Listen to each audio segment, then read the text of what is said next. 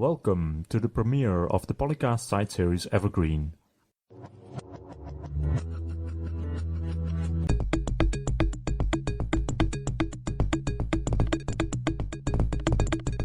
I'm Wouter Snijders, more commonly known as Locutus in the Civilization community. I started this podcast with Dan Q back in 2006, serving as one of the regular co-hosts in the first season. Out of all the topics we covered across the 34 episodes, Dan has selected and ranked the 10 he feels most retain their relevance years after they were first published. Wait, top 10s? He's still doing that?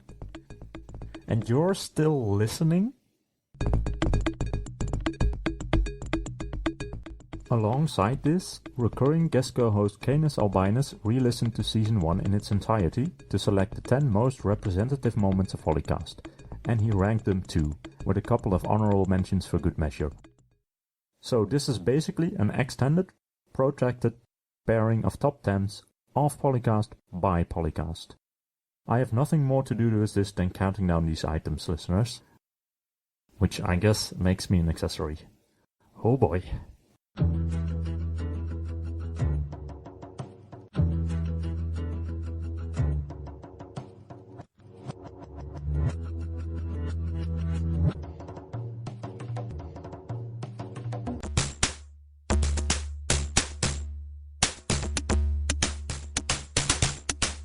Number 10, from episode 25. Asking the question what one has learned, so to speak, from Civ about real life is never short of amusement.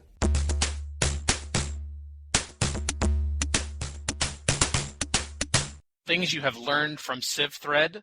What I did is I went through the thread and I found top 10 things you have learned from Civ. Nice. I remember the last time you did a list when I was on the show, Dan. That was horrible. Lucky you. You get the follow-up now. What we're getting at here, Defiant47 says that things in Civ that are the way just because they are or to balance gameplay, but are funny when transported into real life. From Snipafest. Bears, lions, pumas, and wolves were all united in an alliance against early man. Number 9, from Anorax. From space, France is blue in color. I think that one's true. He also gets the number 8 spot. In the history of the world, there have only been 7 good movies. I think we can all think of those. Metallica Guy 10. Units are larger than everything in the game, including the city that has built them and forests. That's true. New York was founded centuries before York was. From Florian. Number 5, I actually came up with one of my own. When warring nations sign a peace treaty, opposing armies typically move out of the other's territory instantly. Hundreds of miles in the blink of an eye. It's amazing. Defiant47. Number 4, it takes more time to raise a hamlet than to raise a city. There's a couple mods that have fixed that, turned that around, but it is odd when you think about it. Just like when you park on a driveway and drive on a parkway. Makes you think. From Florian, to this very day, a ship under a Spanish flag will move a little bit faster than an identical ship in the service of another country because Ferdinand Magellan was working for Spain when he circumnavigated the globe. This is true. Defiant47 at number 2. It is possible to be able to use your money to upgrade a war elephant into a gunship, but to be unable to use your money to create a gunship directly.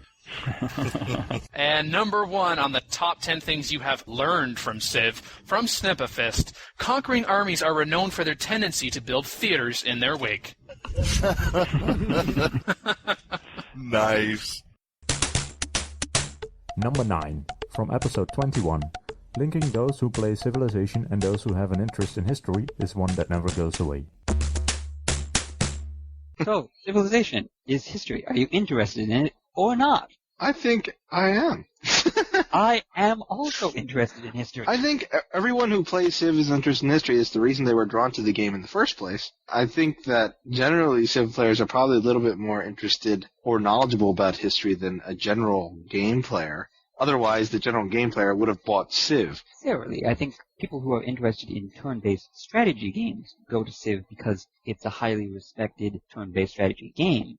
And just I think that people who are themselves interested in turn-based strategy games tend to be far more intelligent and elite gamers than people who want to play first-person shooters, and thus they also are interested in history. Imran, I don't Ken, know about that one. I gotta say, it's gonna rock both of your worlds. I think you're both right.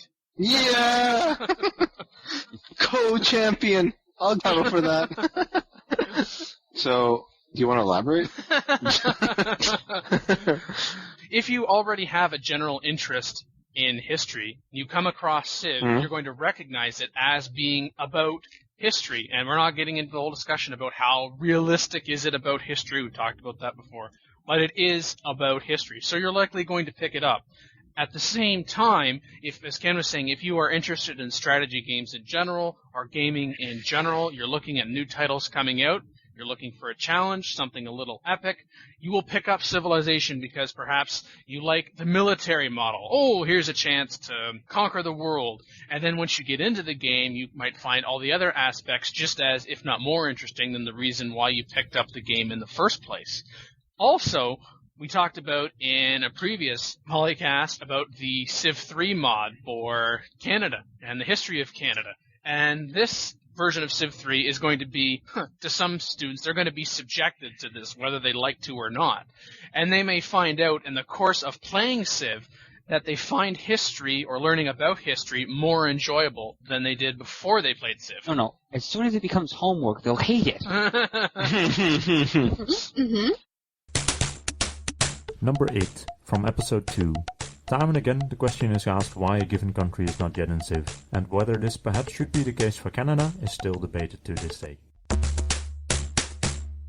question was, by Will9, should Canada be in? And if I view the results real quick of the poll he posted, 65.28% say no, 12.50% say yes, and 22.22% say maybe when Canada has the highest banana production. I would say no. Sorry, Dan. Big fat no. No. I can't even think of a scenario you could use Canada in other than something like one of those. The War of 1812.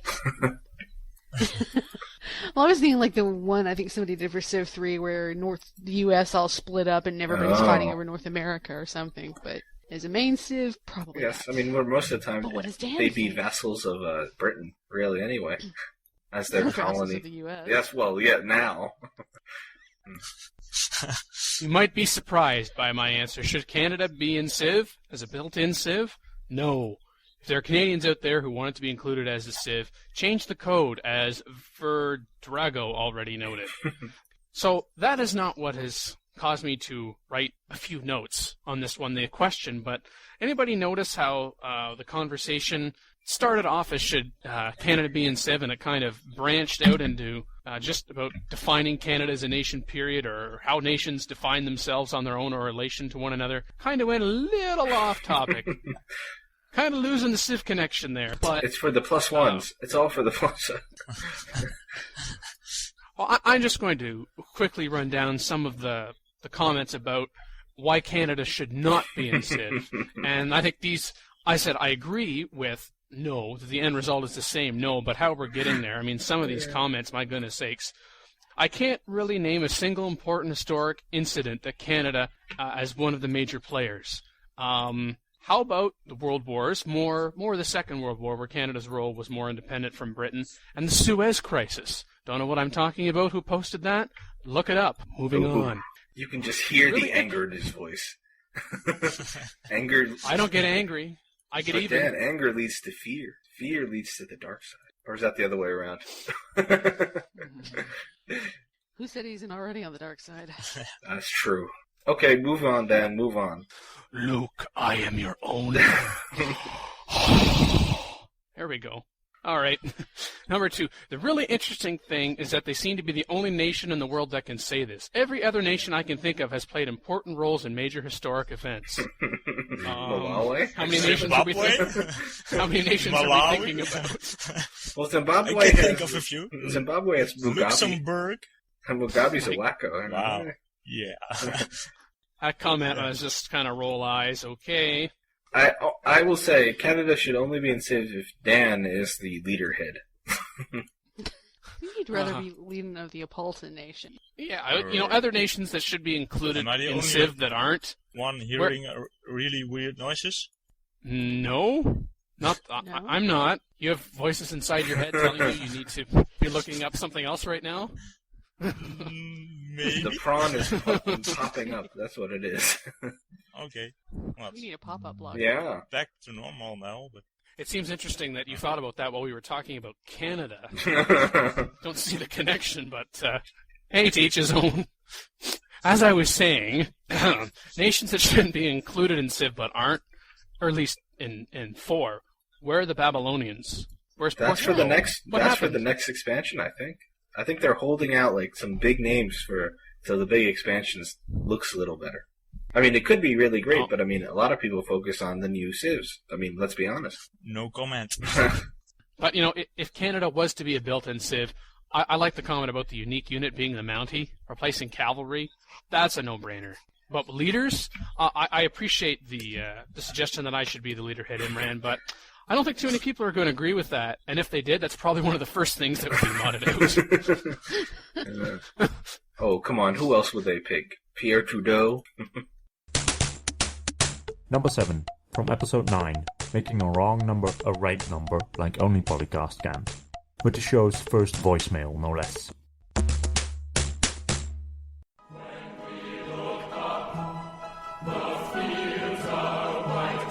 PolyCast got its first call, only it turned out to be a wrong number. No. Story of our life. Message sent today at 10:53 p.m. Hello, is this Martin? This is Clayton. Do you have a mobile number for Cedric? Cheers.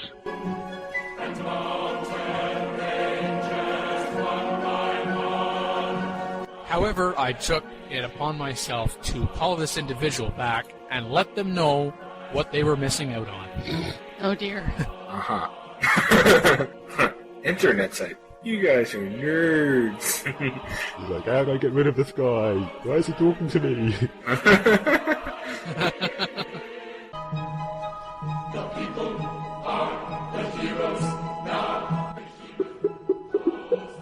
Welcome to the O2 messaging service. The person you are calling is unable to take your call. Please leave your message after the tone. To re-record your message, key hash at any time.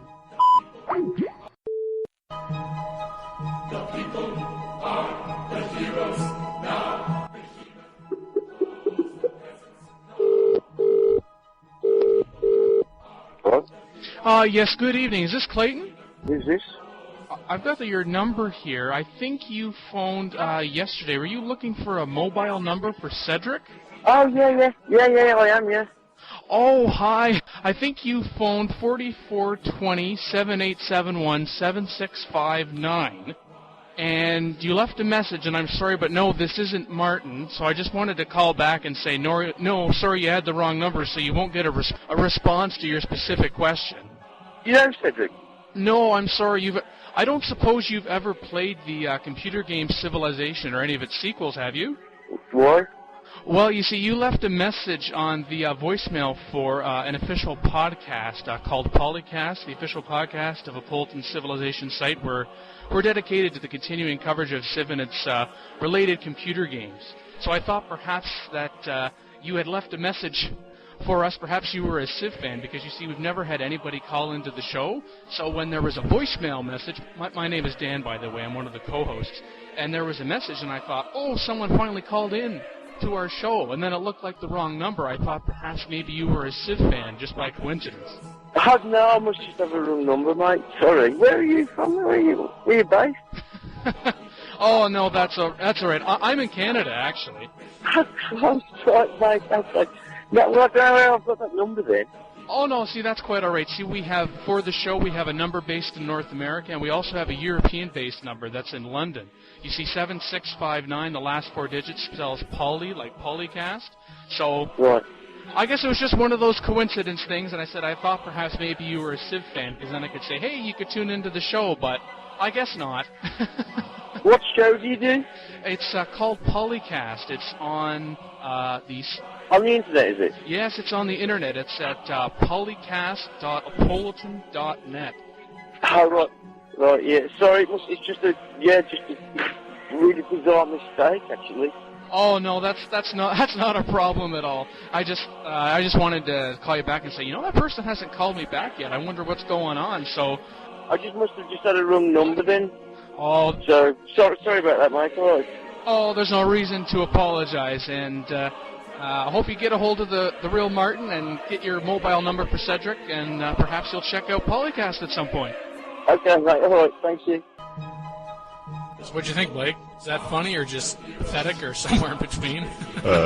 Pathetic. Oh. Just pathetic. Sorry, but it's true. It is funny in a pathetic way. Pathetic in a funny way. Well, that's okay then. I'll take it. Yeah. He could have just hung up. Damn. He had nothing better to do. You called? Number 6 from episode 19. The wrong to right number saga continues.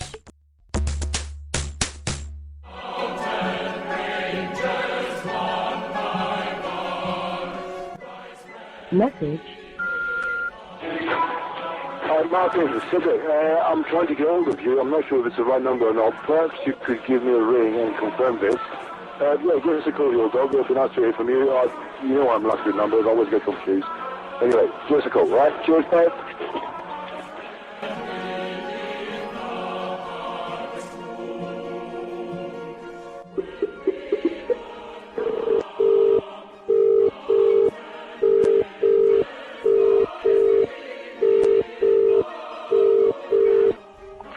I cannot get to the phone right now, but if you leave a message, we'll call you right back.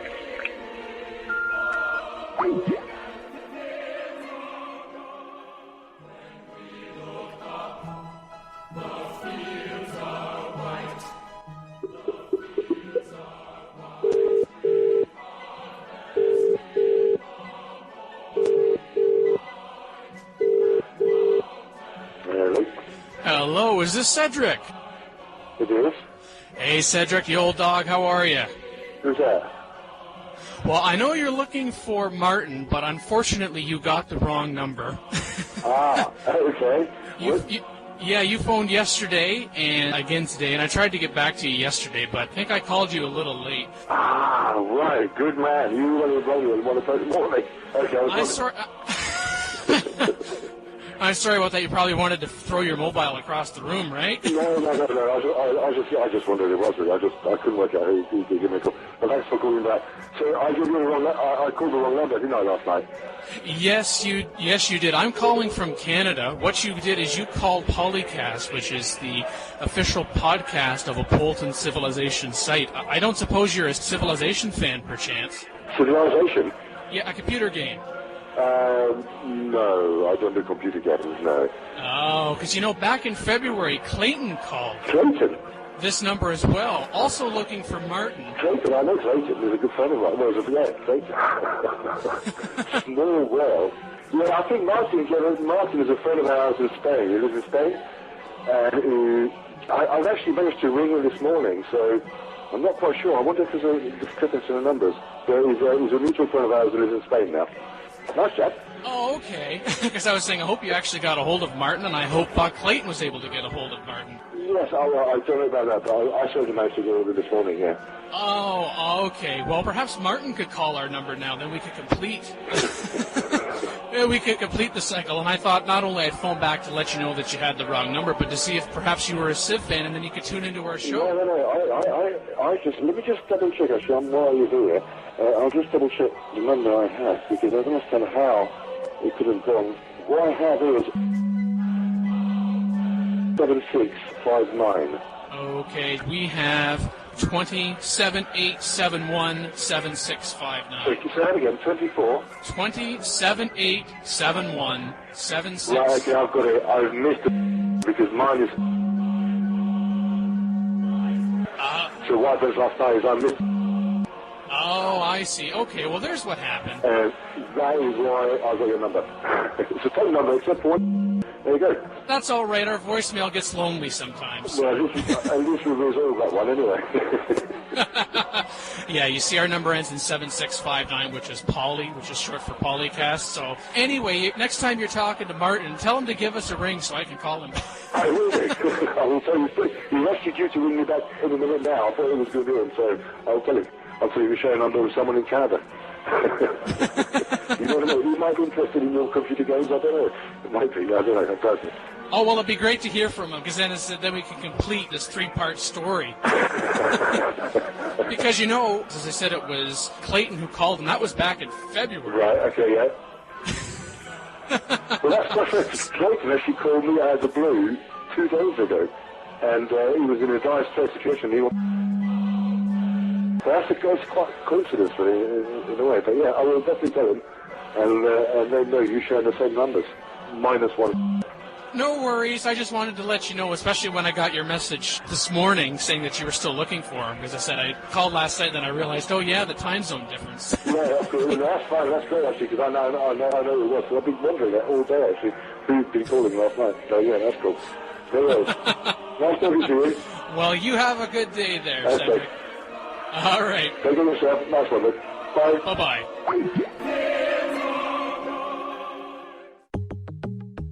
Number 10 from episode 26. Goes without saying, ironclads. We've talked about that before. Yeah, those are. Yeah. Someone says they like ironclads. Let's make fun of them. Insert generic mocking here. Number 9 from episode 16. The moans about vassal states and about how, working more in favor of the AI, and so that was, that Kekermezi, and then JB concurs, saying that, Right. I like to leave an enemy with a few cities, make peace, but then find out they become a vassal of a powerful neighbor and they're a friend, and the only way to finish the job involves complication galore. Well, I guess I'm going to have to be as blunt as the initial criticism. Stop your bitching and adapt. Number 8 from episode 13. So now, Wouter, in 5 sentences or less, can you summarize all that you said? I don't even remember what I said. This is more than a year ago. People who can't do the math. I can summarize for him. It depends. Number 7, another entry from episode 26. Fixed bug were the Three Gorges Dam, which is spelled D-A-M-N. All right. Good job. The dam. It's like Three Gorges Dam. Someone else built it before I did. Have you been watching my games? Number 6 from episode 1. Now, we didn't notice in preparation for that part that we originally talked about, the BAFTA War process, but there was another Civ title in the running. Did you see that at the very bottom of the page? The handheld Civ title on the N-Gage was in the running. Ooh. For the very self-important sounding The Gamers Award. Excuse me. Oh, touch of something there. Was that a BAFTA award in your throat?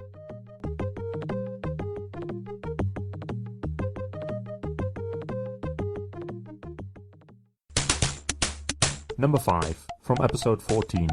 Not the first top 10 list on the show, but is one that ranked what if human players had diplomatic modifiers carries over well. Human players had diplomatic modifiers. Why not? This was a Mackie article, isn't it? Uh-huh. Yeah, you sit there all the time. They have -4 because you're a heathen religion. Well, somebody started a topic over on Civ Fanatics. Well, what if you could have modifiers against them? You know, like somebody starts out with, although I think this is a little much, but -99, you pillaged our improvement. There's all sorts of ones in here. Like somebody who wants +10 for the good-looking female leaders. Okay.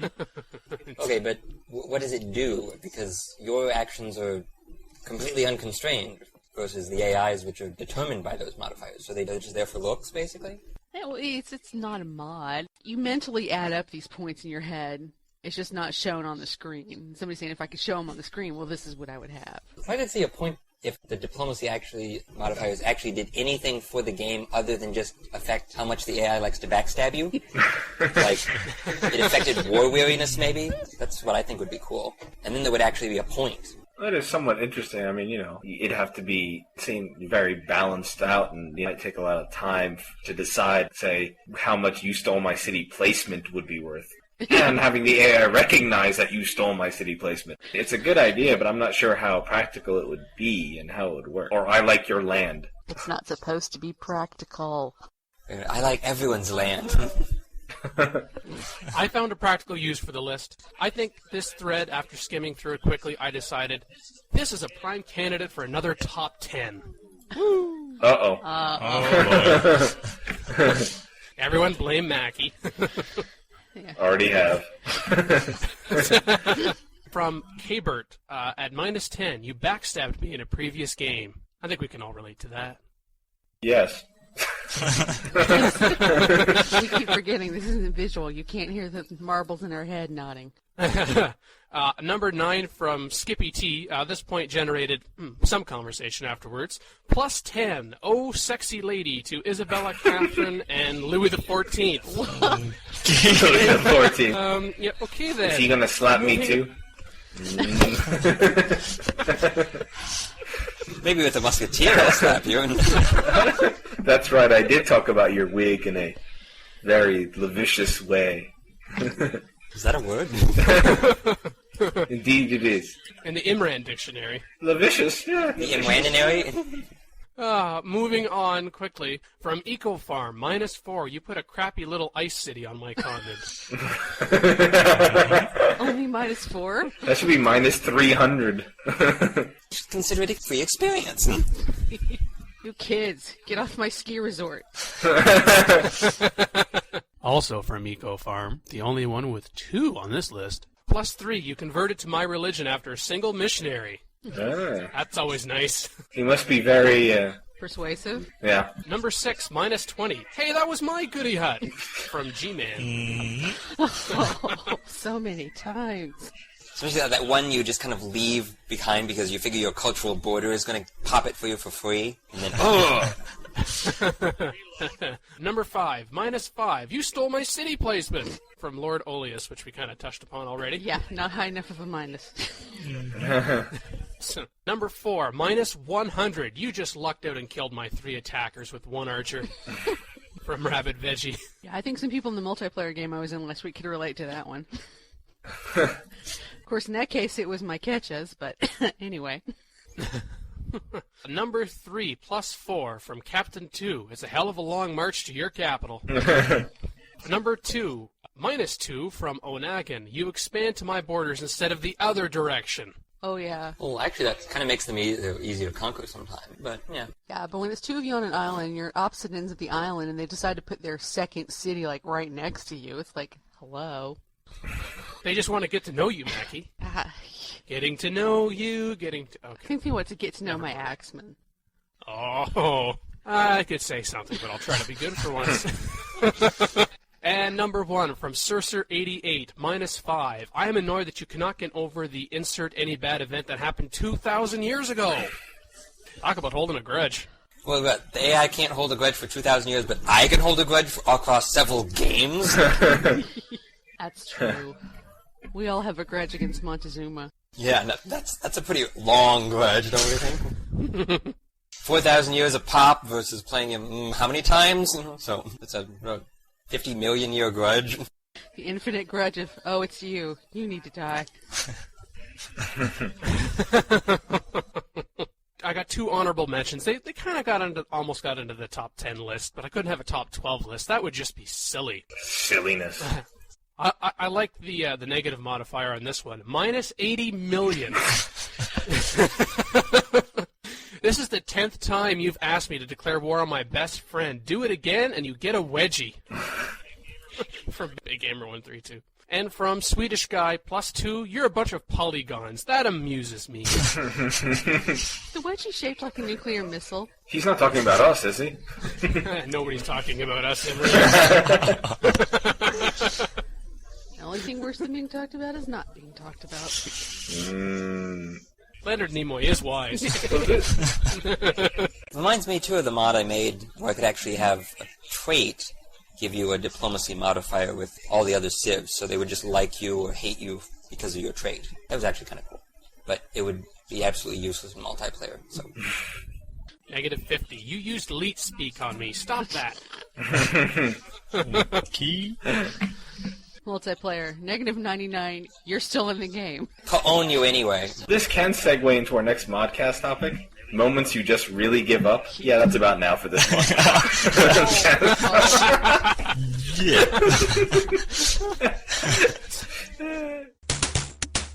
Number 4, from episode 7. The connection between civilization and its use in education endures. Civ 4, great as educational game or not? An article on TG Daily writes that educating kids with video games is a laudable but doomed idea. Civilization 4 is one of the educational games mentioned. Well, I don't know about you guys, but I thought the article was excellent. Written by Wolfgang Grunner. Gosh, I hope I'm pronouncing his name correctly. So I'm not going to dissect this article bit by bit, but he hits the nail on the head. In this part, I especially like saying, quote, Civilization 4 is educational as it is, but you could quite easily modify it to be even more so, bringing the Civilopedia to the fore. Even though I think he spells Civilopedia wrong. Explain more about the history of technologies whilst kids are researching them. Explain the basics of trade, industry, and diplomacy as they play. I don't know what you guys thought of the article, but I found myself nodding in agreement more places than not. By and large, I did the same. He makes a lot of good points.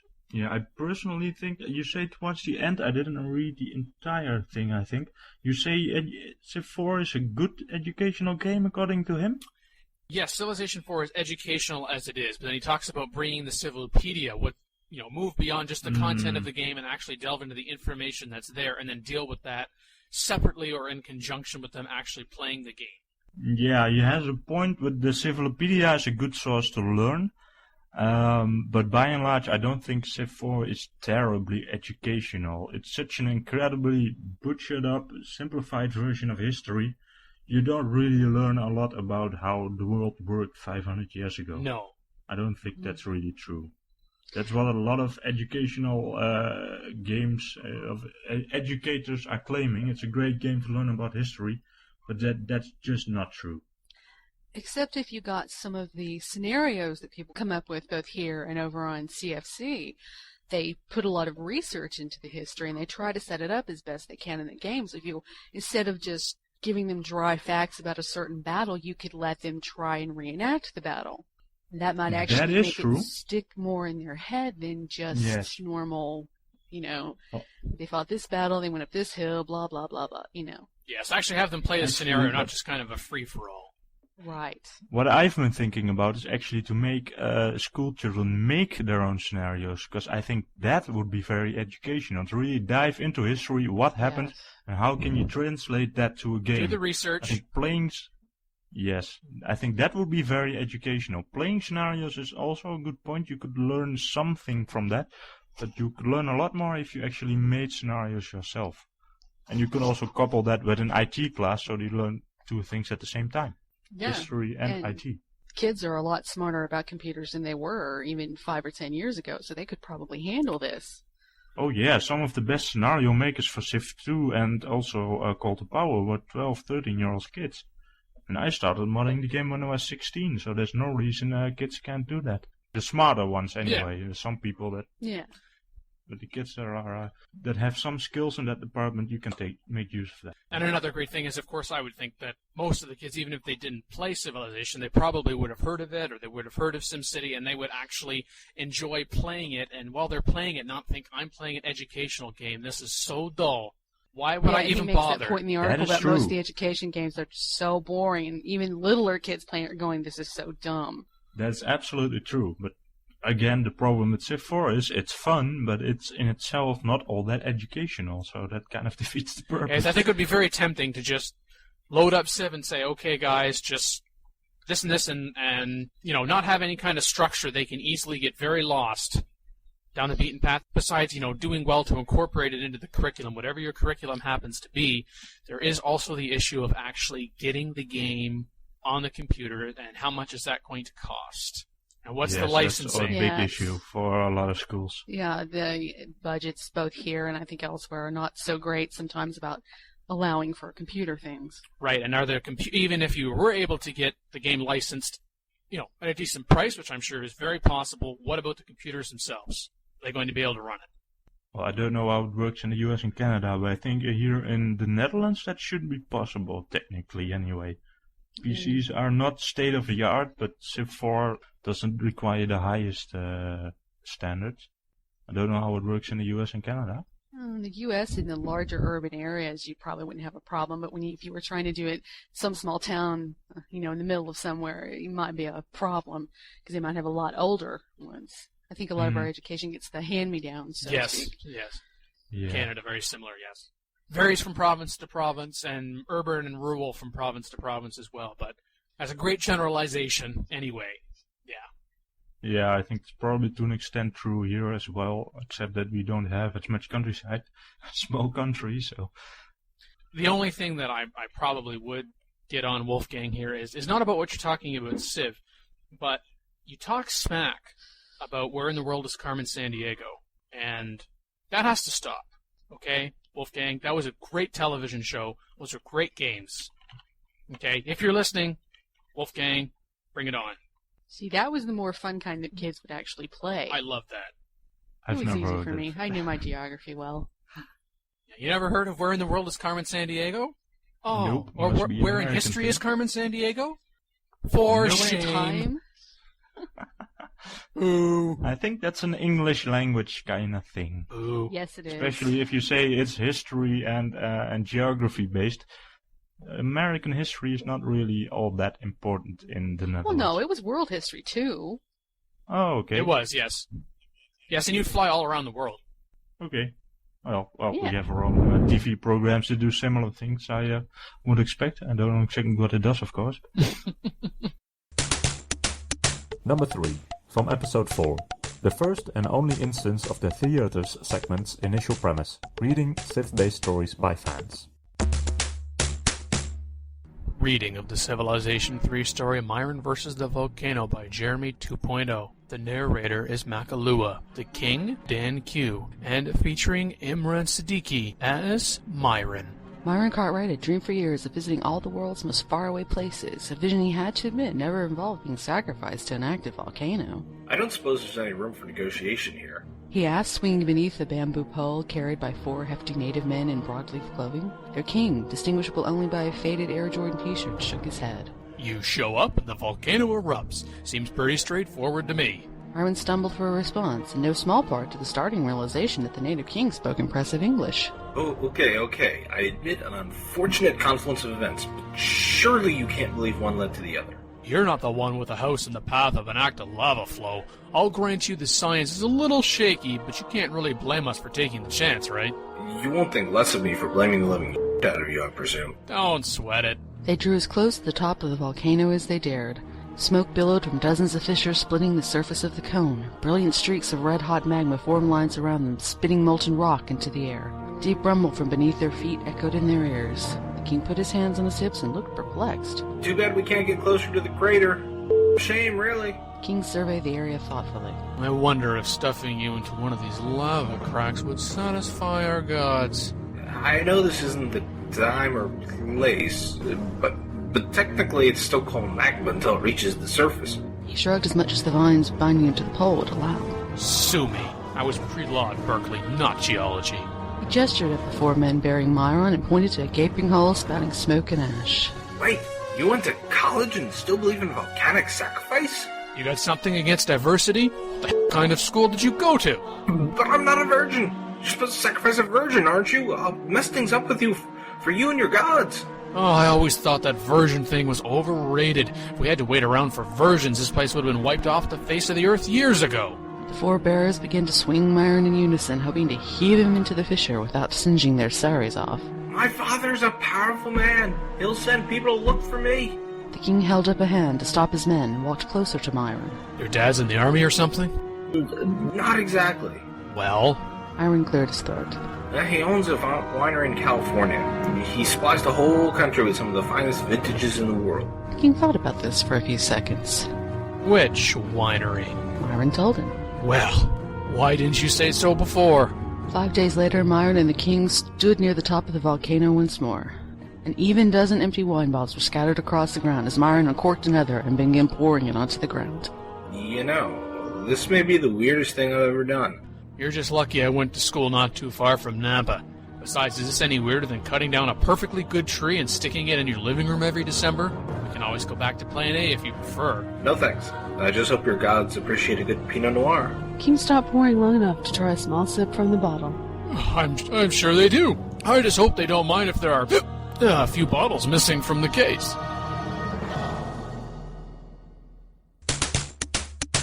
Number 2, from episode 20. Even now in Civ we still ask, what is playing morally? And moreover, what of it? Playing morally.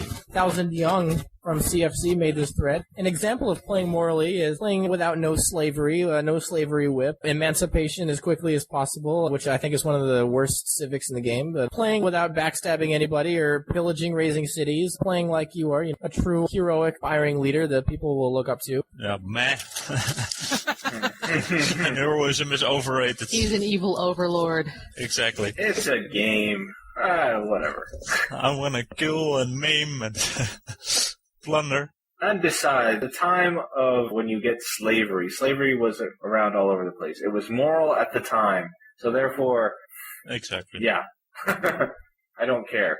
Well, it took me a long time to even want to use slavery, just because in previous Civs I hadn't really used it, but it's really powerful in Civ 4. It took me playing a scenario type thing that somebody else set up to me to see how powerful that was, and it's actually a good tool, and sort of get my head past the idea that, oh my god, slavery, I can't do this to people. An example of playing morally is a non-violent Gandhi type strategy, in which it's actually an article, if you will, in which the user plays as Gandhi, playing the game without any military units at all. Huh. Yeah.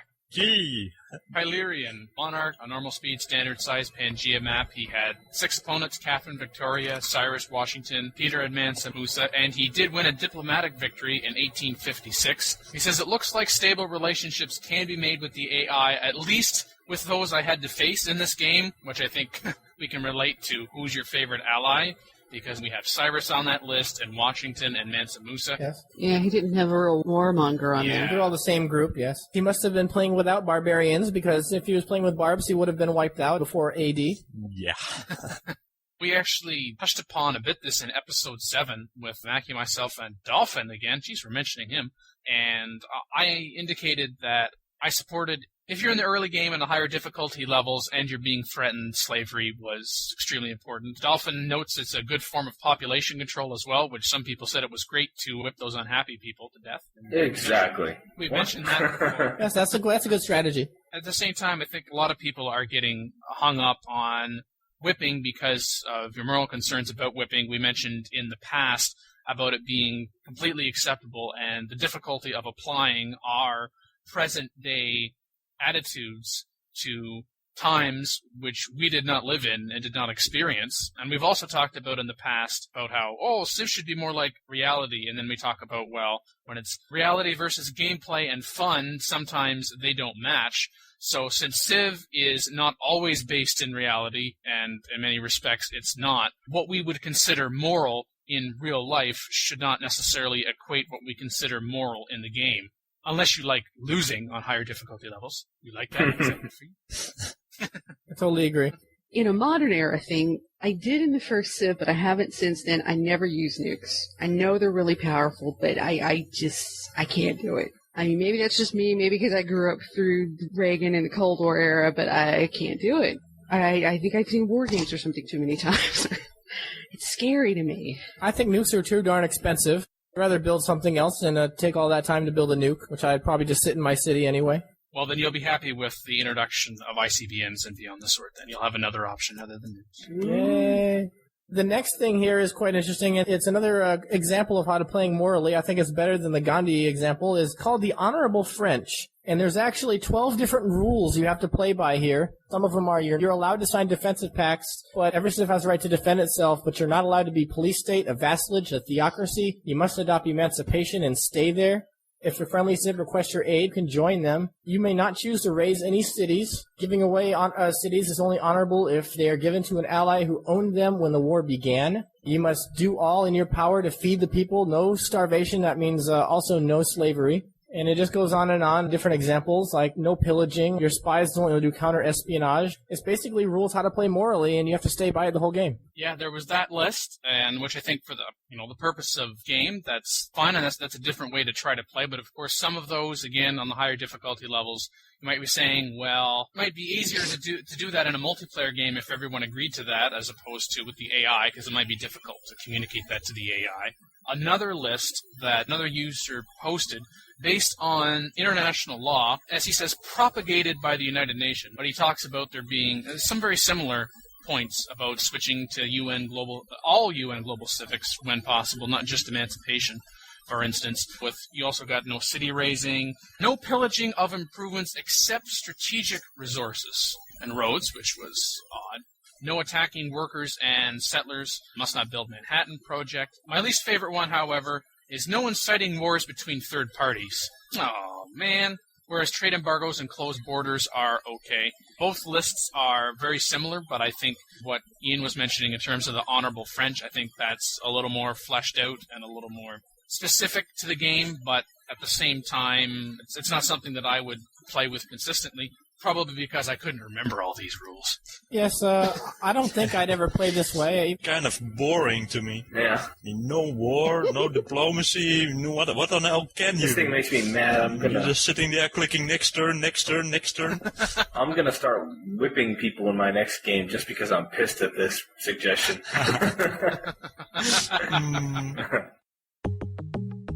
Number 5, from episode 20. We've also gained new listener, Mathos, who apparently was looking forward to getting home and listening to episode 19 last time. He says, the episode was really good. I had to get used to the more relaxed environment. I was expecting a more professional show, but I guess since it's a group of gamers, that was... You clearly that was. That was a silly expectation. Number 4, from episode 28. We have Daniel Quick, can't stop talking. We have Imran, Wouter, and who's spinning with us for a while. Oh, cheater. Makalua, is that right? There you go. Yes. We just call her Maki. Mm-hmm. Call her girl playing Civ. No. I mean, I am, but no. Number 3, from episode 32. Well, I hope I haven't jumped the gun there. We like that type of initiative. That's why I talk so much. No one else wants to. Let's get a chance to. That was good, Lee. Only Mackie is annoyed because she loves the modcast. No, I'm not. Oh, I'm terribly sorry. Dan is always trying to create controversy where there is none. Sheesh. One big happy family, hey? Well, we try. Well, sort of. We are family. Yeah? One big dysfunctional family, maybe. Dysfunctional, yes. We put the fun in dysfunctional. Number 2, from episode 24. Welcome to the 24th edition of PolyCast, the official podcast of Polton Civilization site. We tried to get 100% less Dan Q, but unfortunately he's a hard bugger to get rid of. Joining me is the named Dan Q, unfortunately. Don't tell him we're going to knock him off after the show. Say hi, Dan. Hi, Dan. Honorable mention the second, from episode 14. From Kabert at -10, you backstabbed me in a previous game. I think we can all relate to that. Yes. We keep forgetting this isn't visual. You can't hear the marbles in our head nodding. Honorable mention the first, from episode 18. New leaders. America, we have Lincoln, charismatic and philosophical. Celtic, Boudica, aggressive and charismatic. The French one, de Gaulle, Charles de Gaulle, charismatic and industrious. Charismatic? Is pompous or meddler not a trait?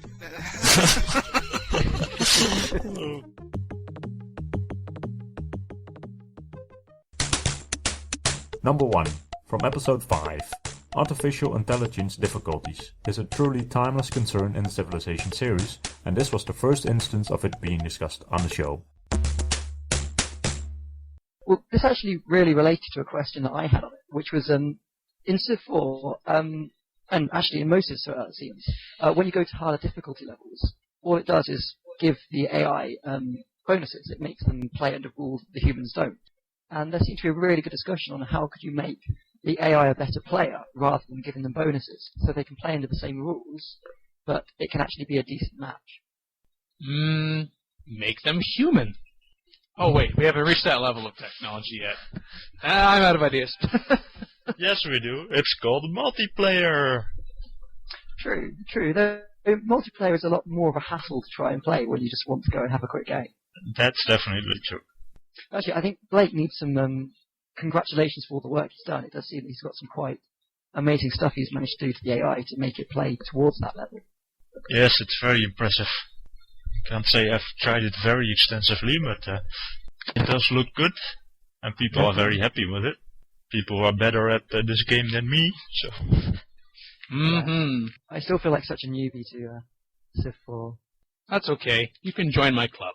Yeah, I suppose with all the poly stuff, you probably don't have much time to actually play it anymore. It's been that way for 10 years.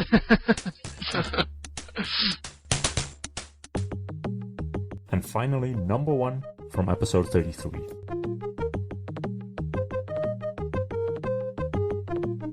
Oh, Mackie, you came and did PolyCast. Oh. No, not with the Barry Manilow. And also, not with the singing. We've been over that. That wasn't really singing, Mackie, so I'm okay. Wait a second.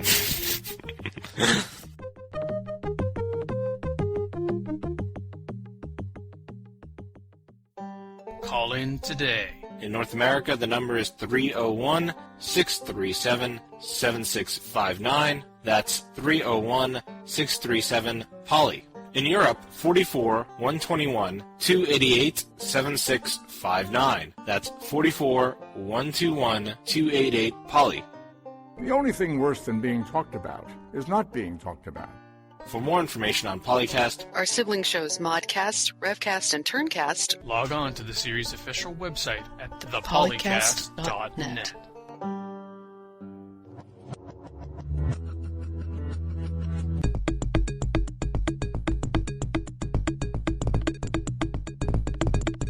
Thank you for listening to PolyCast Evergreen, Season 1.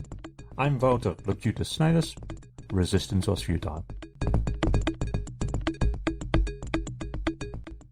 Civilization 1 clips, copyright Microprose.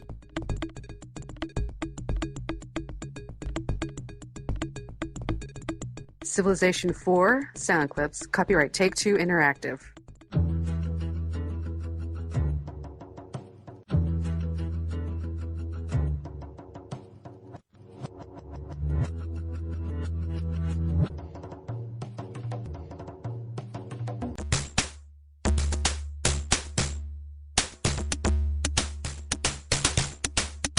Copyright Civilized Communication at civcom.net.